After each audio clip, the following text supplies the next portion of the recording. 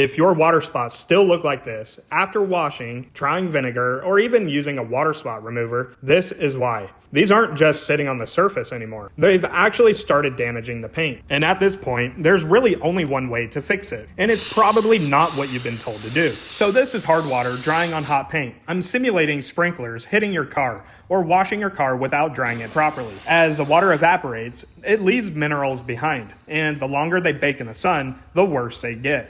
This tap water also has a pretty high mineral content, which makes the problem even worse. So first, the logical thing most people will do is try to wash it off. Let's see what happens. Even after washing the panel, they're still there. That's because a normal wash can remove dirt and fresh minerals sitting on the surface, but not damage that has already started sinking into the paint. Then people usually try vinegar because a quick Google search or Reddit thread will tell you this is all you need. And honestly, you're probably excited because you already have it at home. And instead of diluting it, I'm pouring it straight on the paint to really test this theory. And to be fair, vinegar actually can help break down fresh mineral buildup because of its acidity. So if you live in an area with softer water or your water spots are still fresh, this might actually work for you. But once the paint starts getting damaged, vinegar usually is not enough. So then you decide to move up to a dedicated water spot remover. And that's usually because it literally says it removes them. And this is where most people usually get confused, because it definitely can help a lot in certain situations and improve the appearance quite a bit. But when I bring you in closer,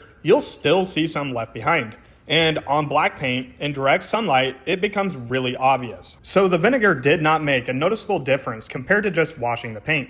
And moving over to the section where I use chemical guys, it also didn't do much. Now moving over to the glass, this is where things get really interesting. Because on glass, the water spot remover actually helps a lot. Most of the spots are now gone or dramatically improved. That's because glass is much harder than your paint. So these minerals damage it much slower. So at this point, this is how I would properly handle paint like this. So first, I want to remove as much of the surface minerals as possible. For that, I'm using a descale wash soap. This is basically a much easier way to treat the paint compared to vinegar or dedicated water spot removers, because you can use it mostly like a normal car soap. I'm just working one section at a time, letting it dwell for a few minutes without letting it dry, and lightly agitating the surface to help loosen up anything still sitting on the paint. So at this point, the only real way to fully remove this damage is to polish the paint. But don't overthink this part. I'm just using a basic $100 DA polisher, an orange foam pad, and 3D one polished. That's it. And now when we wipe the paint down and inspect it in direct sunlight with my inspection light, you can see the difference. The water spots are now completely gone. And that's because we're no longer just trying to dissolve the minerals sitting on the surface. We're actually correcting the damaged paint underneath. Of course, really severe damage may need more aggressive correction or may not come out completely. But if your water spots still won't come off after washing or chemicals, this is usually the next step. So the next time your car gets hit with water spots,